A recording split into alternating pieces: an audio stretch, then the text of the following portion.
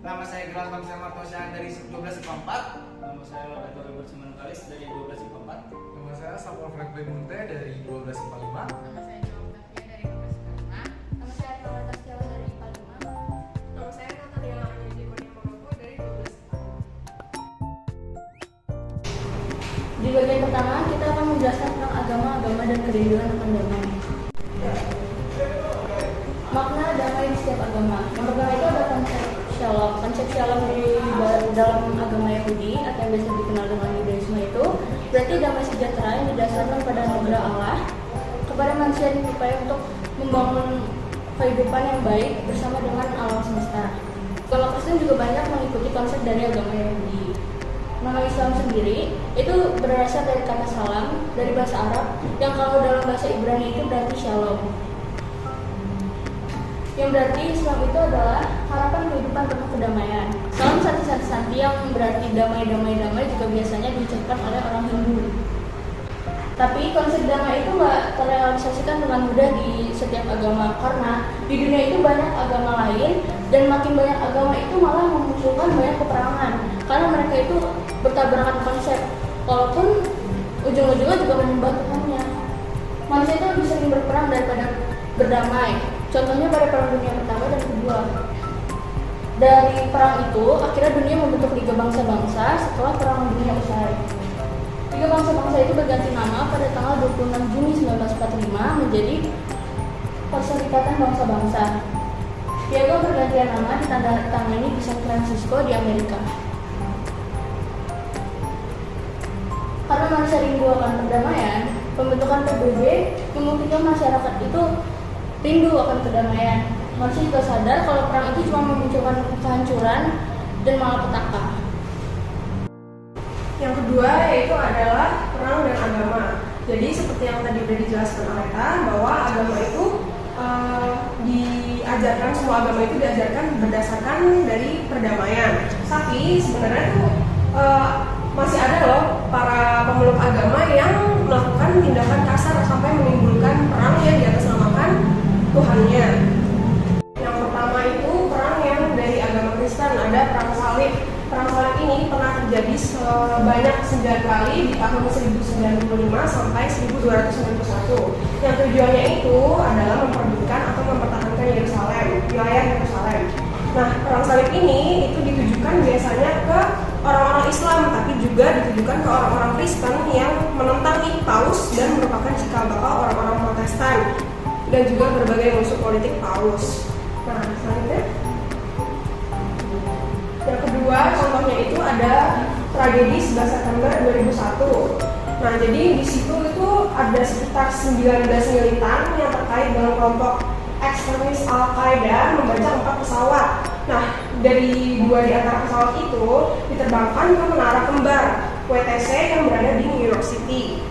Nah, si Al-Qaeda dan Bin Laden ini ngomong kalau dukungan Amerika Serikat terhadap Israel itu, terus juga keberadaan tentara Amerika Serikat di Arab Saudi dan juga sanksi terhadap Irak sebagai motif serangan ini. Lalu contoh yang ketiga ada sekte Aum Shinrikyo. Yang kejadian itu ada di tanggal 20 Maret 1995. Aum Shinrikyo ini adalah sekte pemuja hari kiamat yang didirikan di Jepang pada tahun 1944 oleh orang yang bernama Shoko Asahara. Jadi nama Aum itu sendiri berarti alam semesta dalam bahasa Sanskerta dan Shinrikyo yang berarti kebenaran tertinggi dalam bahasa Jepang. Sekte ini telah resmi menjadi organisasi keagamaan di Jepang pada tahun 1989. Dan sekte ini berhasil menyebarkan gas sarin yang mematikan yang akibatnya 11 orang tewas dan 5.000-an orang luka-luka. Ada juga rasa takut, peperangan dan konflik yang berlangsung dalam sejarah manusia. Perang disebabkan karena keinginan untuk mempertahankan atau merebut sumber-sumber yang langka. Ada perang Teluk tahun 1990 sampai 1991. Perang Teluk merupakan perang antara sesama negara Teluk Persia, yakni Irak dan Iran. Perang Teluk II tahun 2003 sampai sekarang. Terjadinya karena pihak-pihak yang terlibat memperebutkan sumber-sumber minyak bumi yang sangat penting bagi kehidupan manusia di muka bumi ini. Perang Teluk II disebabkan karena adanya utang luar negeri Irak yang besar, terus ada kekecewaan Saddam Hussein terhadap negara-negara Timur Tengah yang dulu pernah beraliansi dengan Irak.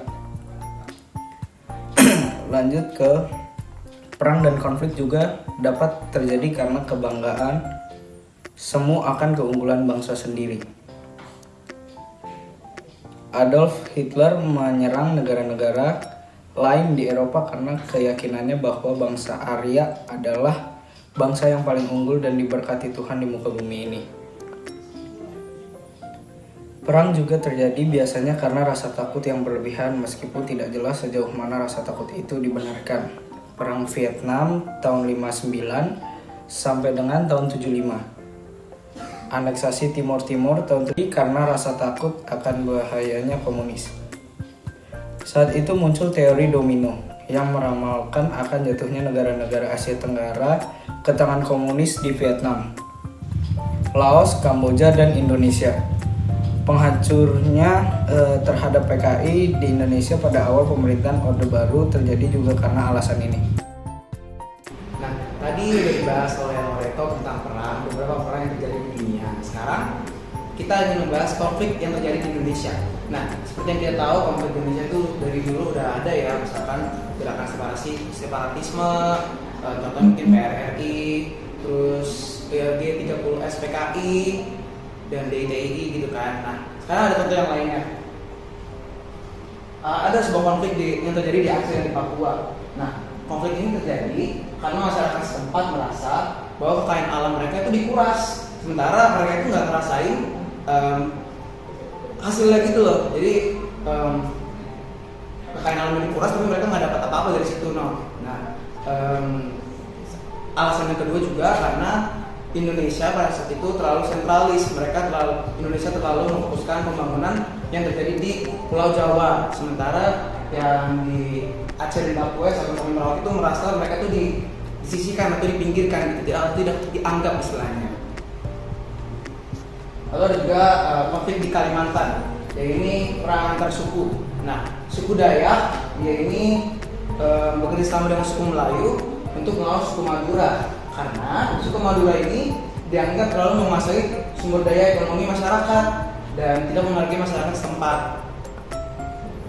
Lalu juga konflik karena masalah rasial. Yang pertama tuh tragedi perusahaan Mei 1998 rakyat Tionghoa.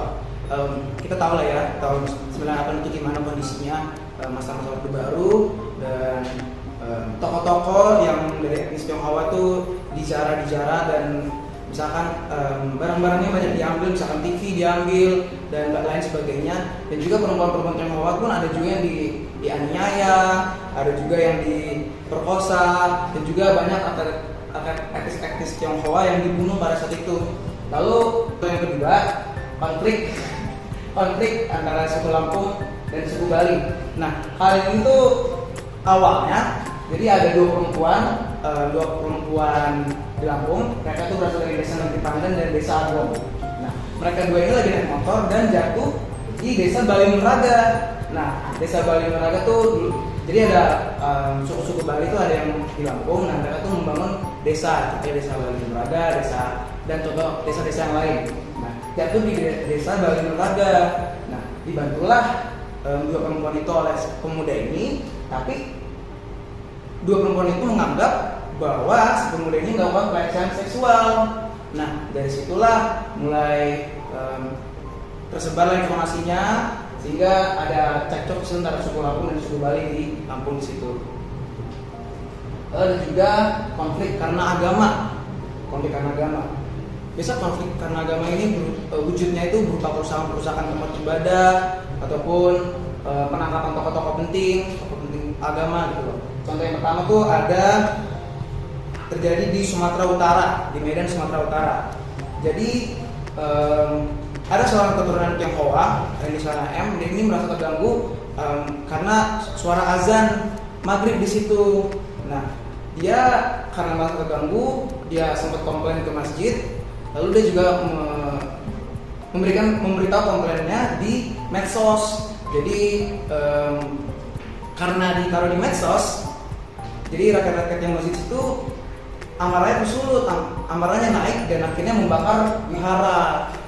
Nah, antara lain juga tentang pembunuhan dan penangkapan. Dan kejadian tersebut sering kita temukan banyak di TV ataupun di koran dan lain-lain gitu kan. Nah, banyak sekelompok orang yang menganggap bahwa kepercayaan mereka itu lebih benar daripada kepercayaan yang lain, sehingga kepercayaan yang mereka anut itu harus selalu di depan, harus selalu di atas, dan merasa kepercayaan yang lain itu tidak diperlukan, sehingga harus tutup ataupun padam sampai dihancurkan ataupun dilarang gitu loh. Nah, ini kita sedang membahas konflik di Indonesia. Sekarang selanjutnya akan membahas konflik antara manusia dan kerusakan alam, akan dibahas oleh Angel. Oke, kita lanjut ke materi kelima, yaitu konflik antar manusia dan kerusakan alam.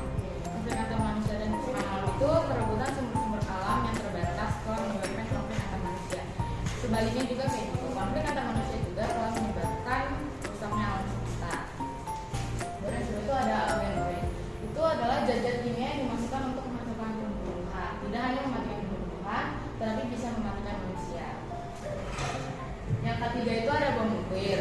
Bom nuklir itu ancaman yang paling hebat yang dihadapi umat manusia. Sudah tentu adalah bom nuklir yang kini semakin luas penyebarannya di seluruh dunia. Bom nuklir yang kekuatannya ribuan kali bom atom yang dijatuhkan di kota Hiroshima dan Nagasaki. Bom nuklir itu ditemukan di negara-negara Amerika Serikat, Rusia, Prancis, Inggris, China, dan negara ataupun Israel. Iran juga memiliki bom nuklir walaupun belum diberitakan secara resmi. Oke, yang terakhir itu ada dampak bom nuklir itu contohnya kayak kerusakan alam atau kayak bangunan-bangunan roboh, terus kayak kebakaran hutan. Oke, selanjutnya akan dibahas oleh Samuel tentang dialog antar iman.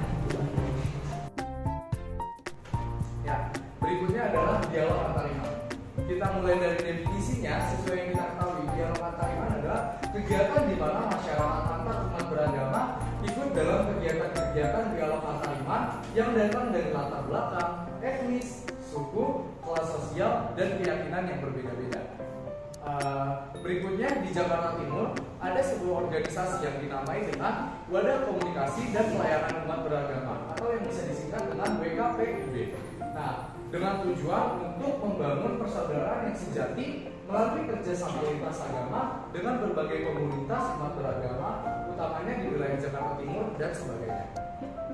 Nah, setelah didirikan, dikatakan bahwa WKPUB atau Wadah Komunikasi dan Pelayanan Umat Beragama bertujuan untuk membangun persaudaraan yang sejati melalui kerjasama lintas agama dengan berbagai komunitas umat beragama, utamanya di wilayah Jakarta Timur dan sekitarnya. Wadah ini bergerak di tingkat akar rumput dengan berbagai kegiatan yang dapat dirasakan langsung manfaatnya oleh masyarakat. Berikutnya adalah kegiatan-kegiatan yang pernah dilakukan oleh organisasi ini. Antara lain adalah yang pertama ada ceramah tentang ancaman dan bahaya narkoba untuk para pemuda lintas iman. Lalu ada kegiatan Live Pemuda Lintas Iman.